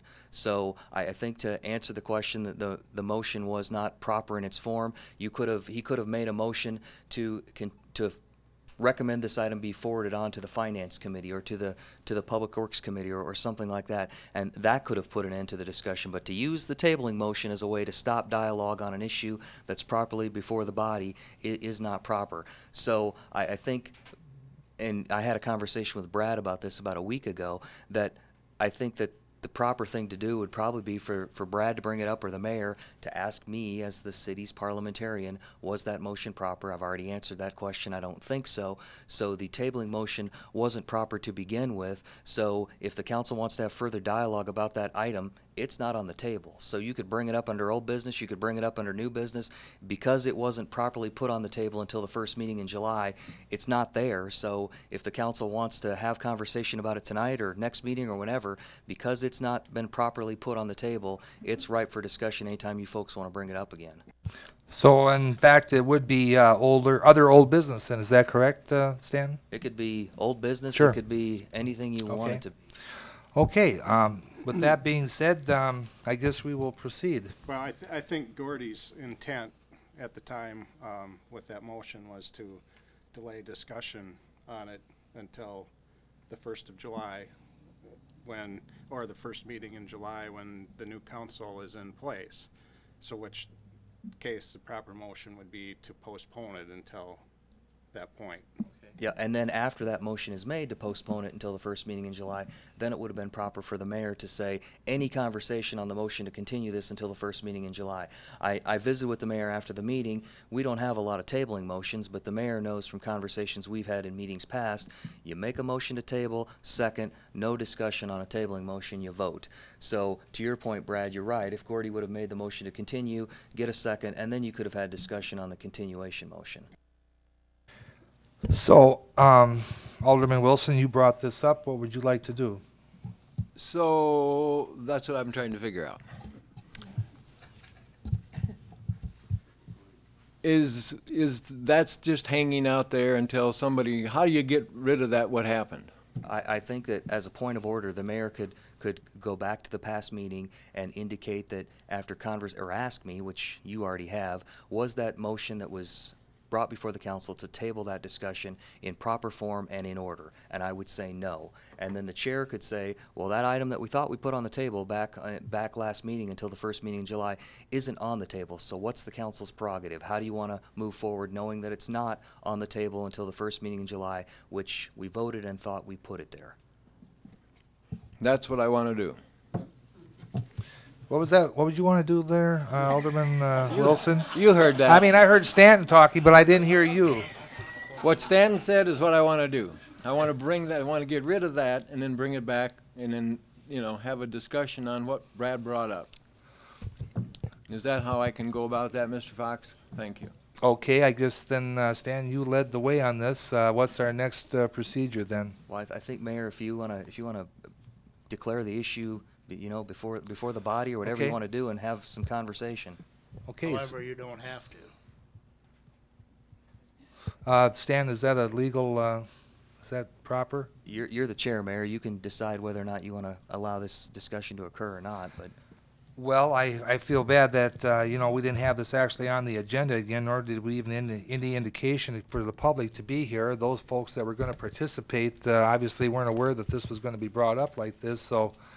I'm not, I'm not trying to put you on the hot seat. The only point I was trying to make is that there was an opportunity for discussion that some of us, me particularly, didn't have a chance to say. And I think all I wanted in my mind was an opportunity for some group designated by the council to take a look at government. I think in any place I've ever been, whether it was in the financial institution or the educational institutions, somebody always took a look at us, and many times everything was perfectly fine and nothing was changed, but sometimes there were suggestions made And, you know, I just think that it's time for the citizens of Watertown to have the opportunity to look at all the forms of government.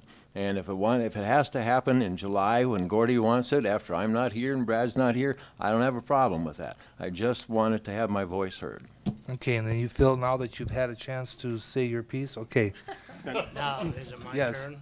Yes, Alderman Garnish, you'd like to comment? Okay, I would like to comment on that because there has been a lot of discussion around the community regarding the transaction that was on the agenda for last month. I've made some notes here. I'd like to go through them with you. There has been some discussion since the last meeting of the City Council regarding the creation of a charter commission. Its task would be to review our present form of government to 2 councilmen from each of Watertown's 5 wards and a full-time mayor. Point 1. That discussion was scheduled on our agenda to be held on May 7th council meeting. Unfortunately, very little publicity of this discussion was given prior to our meeting, so few residents were aware of such a discussion was even going to take place. Point 2. At the same time, various members of the chamber had previously been approached and apparently agreed to sponsor such a charter commission before the city council as a whole was even told of this person's plan. The perception, if not reality, was that this was an under-the-table move for the formation of such a commission to change our form of city government to a city manager form with the express purpose of making our mayor's position part-time instead of, as it is now, full-time. Point 3. Yes, each member of the council was contacted individually telling us of the plan prior to the May 7th council meeting. However, the plan should have started with the city council, not ending here. In other words, his desire to form a charter commission and thus pushing Watertown going into a city manager was not out in the open. The success of any government, be it city, county, state, or national, is based on openness of its elected officials. Point 4. Because of that perception or reality of impropriety, I move to table until the first meeting of the new council at its July 2nd meeting. The discussion of such a commission until more people became aware of it was first unfair to the residents of Watertown, and second, through what appeared to be subterfuge in this person's desire to have a city manager of government for Watertown. If my motion to table was inappropriate, I apologize. At the same time, the need for open government must be foremost in the minds of all of us. Point 5. Since the motion to table apparently stands, hopefully will stand until the July 2nd, I would urge both our print media and our electronic media to research and publish and broadcast all the various forms of city governments available by statute to Watertown, including that of a city manager, and not forgetting the status quo. At the same time, we as aldermen and women for our city have the responsibility to know the differences as well. There are some who feel our city is in some kind of a slump.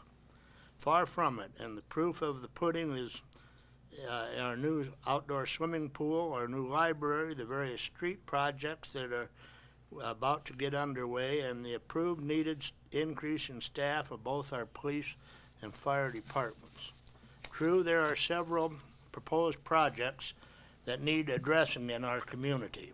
They don't just happen. It takes investment of time and money, planning, and a will to face the calculated risk. If nothing changes between now and July 2nd, the motion to discuss the formation of a charter commission with all of its ramifications will come off the table then at the council meeting. My hope is there will be a broad spectrum of our community who will be educated in the various forms of city government and to express their opinions on whether or not change in government will truly benefit our city. And in saying all of this so far, and if I have made a mistake, I would urge a motion to postpone any action until our new city council comes into being, which is a July 2nd meeting. This motion, I understand, would be acceptable, and it's debatable. Is that acceptable, Stan? To the extent I understood Mr. Garnos, he has made a motion to Postpone. defer and continue discussion Oh, on and this withdraw item. my present motion. That's what that was the spirit of your motion, yes, Mr. Garnos? Yeah, to continue and defer conversation on this issue until the first meeting in July. And that is a legal motion. Okay, is there a second to that? Seconded by Alderman Heller. Is there any further questions or discussion? Well, that deserves a bit of a response. Impropriety and subterfuge are pretty strong words, Mr. Garnos. And, I said in perception of reality. well, yeah, that's certainly insinuated directly at me, and I can, Didn't mention any names. no, but you know exactly what you're talking about, and you're playing games, and when you sit around and write a column to read it at a council meeting, the intent of the discussion that I brought forth was merely that night to begin the discussion on the process. And yes, I had talked to the chamber because I believe that they should be a part of this whole thing, and it's important to talk to an organization like that if you're going to bring up the idea that they participate in it. And no, I wasn't railroading anything at the particular time. What happened was you railroaded shutting down discussion. If we would have moved along, you would have found that the only thing I was seeking that night was some direction as to whether or not the council wanted to proceed on with this. Now, you've made it very clear that you pretty much don't want me to be part of this discussion going down the road, or Larry, or some of the others. What I had suggested was you could begin the process of drafting an ordinance which could come back to the council at any particular time. Now, you know, I'm just amazed at the words that you used. I'm just amazed. Well, I'm amazed too. But as you that there was some planning done before the council was ever aware of any change. The important thing here is we have a new council coming on board with at least 2 new members, and they will be that new council will be carrying the ball on this, and let's let that new council institute change if they so desire. I don't think this is the proper time to carry it out. Is there any other discussion or questions? If not, then all those in favor of the motion to, Stan, would you help me with this, please? Continue, defer till the first meeting in July. Okay, all in favor say aye. Aye. Opposed? Motion carried. Item number 27 is new business. Mayor, if you would just, Yes. okay, just a minute. I just had one other thing, with Larry's article at the Public Opinion stated we made 3 mistakes. The first one has been a concern of mine for a long time, and that's the education that council people have when they're first elected. I've brought this up a couple of times to a previous mayor, and I don't think I've ever talked it over with you, but I think when new people do come on the council, they should have some kind of education. They should have some orientation into what's going on in the city. We have council people that come in, and they maybe aren't even familiar with all of our department heads, how many employees we have, what the amount of our budget is, all those things. We send them to a training session by the Municipal League out in Pier, which mainly talks about rules of the state, things like open meeting law rules and that type of thing. Nothing happens locally whatsoever unless the councilman seeks out their own education. And I think that's something and that would be your consideration, Mayor, to think about that. If there could be a half-day orientation or maybe a one-day type of retreat that council people could get together and just know, because all of a sudden you're getting calls from your constituents, you have no idea what to do with those calls. There was one time somebody that had been on the council for about a year and said, when somebody calls me about weeds, who do I call? Now that's something you should know the second day after you're elected. If we had the proper education for our new council people. So that would be just for your consideration, and as long as the public opinion called it to our attention, Robert's rules should certainly be part of that education. Stan, is that okay? And Mrs. York, to your point, I know that, and some of the faces are new from when I came to work with the city in 2001. I remember participating, in fact, preparing a 3-hole punch portion that would be placed into a new council member's 3-ring binder, my orientation, where I would describe what the role of the city attorney is, what I do, how I represent the city, those kinds of things. I understood that the same was true of all department heads, that they provided that same level of detail, but I remember going into great detail about the budget, the size of the staff, what I do, and what manner I provide representations. And I thought And that's just exactly what we need from every department, so a council person really feels like they hit the street running. Thank you. Thank you, Nancy. May I just say one more thing? Yes. Your Honor? Brad, I certainly hope you apply for the task force if it comes to being, because we need your strength, your knowledge, and hope you will apply for that task. But it needs to come from the chamber or from the city council. Okay, thank you. Item number 20. I just have one comment I'd like to make. Did you happen to bring the Robert's Rules of Order that I had? Okay. I had 11 copies, one for the mayor and 10 of us council people that, if they've been misplaced, I'll print them again. But it's just a real short, kind of a learning thing that I found very helpful. So I'll get everybody a copy. Well, in my defense, and then I'll shut up, precedent had been set on my table in motion through the safety committee and its tabling of a routine issue regarding dog licensing or dog ordinances.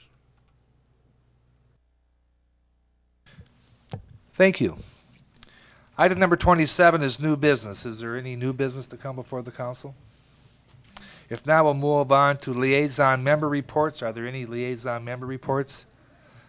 We will not need an executive session this evening. If I could have a motion to adjourn. So moved by Alderwoman Arbogast and seconded by Alderman Solberg. All in favor say aye. Opposed? Motion carried.